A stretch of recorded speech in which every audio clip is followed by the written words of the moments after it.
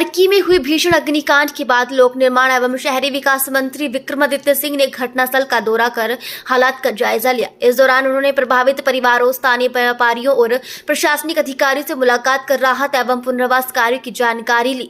मंत्री ने स्पष्ट किया कि सरकार इस हादसे को लेकर पूरी तरह से गंभीर है और किसी भी स्तर पर पीड़ितों को अकेला नहीं छोड़ा जाएगा। उन्होंने बताया कि अग्निकांड में जले हुए अवशेषों की सही पहचान के लिए DNA जाँच करवाई जाए। आग की भयावहता इतनी अधिक थी कि एक ही व्यक्ति के कई अवशेष मिलने की आशंका है। ऐसे में वैज्ञानिक जांच के माध्यम से ही सटीक पहचान संभव हो पाएगी। इससे पीड़ित परिवारों को अपनों की पहचान और अंतिम संस्कार में मदद मिलेगी। उन्होंने कहा कि इस हादसे में जिन परिवारों ने अपने परिजन खोए हैं, उनके साथ प्रदेश सरकार पूरी मजबूती के साथ खड़ी है। प्रशासन को निर्देश दिए गए हैं कि राहत कार्यों में किसी भी प्रकार की लापरवाही न हो और पीड़ितों को तुरंत सहायता उपलब्ध करवाई जाए। हुए हैं अलग अलग व्यापारी यहाँ पे अपना कार्य कर रहे हैं। मुझे बड़ा दुख है कि यहाँ पे 2 दिन पहले बड़ी भीषण आग लगी है और उसमें कई हमारे जो नेपाली समुदाय के नेपाली क्षेत्र के जो लोग हैं, तो यहाँ पे लेबर के रूप में प्रदेश में अपनी सेवाएं दे रहे थे, उनकी इसमें दुखद मृत्यु जो है वो हुई है। हमारे लिए बहुत दुख का विषय है और उसी का निरीक्षण करने के लिए आज मैं यहाँ पे उपस्थित हुआ हूँ और सरकार इसमें पूरे तरीके से संवेदनशील है। यहाँ के क्षेत्र के जो माननीय विधायक है वो भी यहाँ पे 2 दिन पहले आए थे और सभी सुविधाएं जो हमारा प्रशासन है, सरकार है, उनकी ओर से सभी प्रभावित लोगों को दी जा रही है।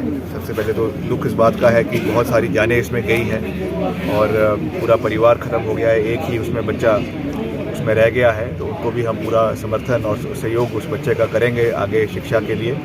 और साथ ही साथ जो इसमें और भी व्यापारी हैं अलग अलग इसी इलाके के, जिनके इसमें नुकसान जिनकी दुकानों को हुए हैं, उसमें भी हम जो अभी इमीडिएट सपोर्ट है वो तो दिया गया है, अगर और भी उनको क्या सपोर्ट उसमें दिया जा सकता है उसका पूरा आकलन जो है वो किया जाएगा अकॉर्डिंग टू द जो नुकसान हुआ है उसके तहत उस पर उनको पूरा समर्थन किया जाएगा। इसमें भी कोई दो राय नहीं है और भविष्य में ऐसी कोई चीज़ ना हो, इसके लिए प्रिवेंटिव मेजर्स लेने बहुत आवश्यक है।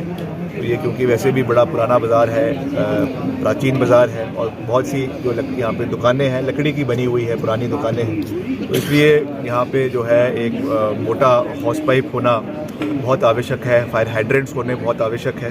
तो उसके लिए भी मैंने जानकारी प्राप्त करी है कि मेरे ही विभाग द्वारा, शहरी विकास मंत्रालय द्वारा अमृत के तहत एक यहाँ पे स्कीम जो है दी गई है करीबन 11 करोड़ रुपए की, जिसमें वाटर सप्लाई जो है पेयजल की भी है और उसके साथ साथ इस एस्पेक्ट को भी उसमें कवर किया गया है। जो भी इसमें डिमांड जो हमारा यहाँ का जो फायर ब्रिगेड डिपार्टमेंट है, उन्होंने जो भी इसमें इनकॉर्पोरेट करने के लिए किया था, वो IPH ने, जो हमारा जल शक्ति विभाग है, उन्होंने उसको इनकॉर्पोरेट किया है और जल्द इसको हम पूरा करने का प्रयास करेंगे। मैं इसकी पूरी रिपोर्ट भी मंगवाऊंगा अपने पास और उसमें और कैसे उसको बेहतर किया जा सकता है।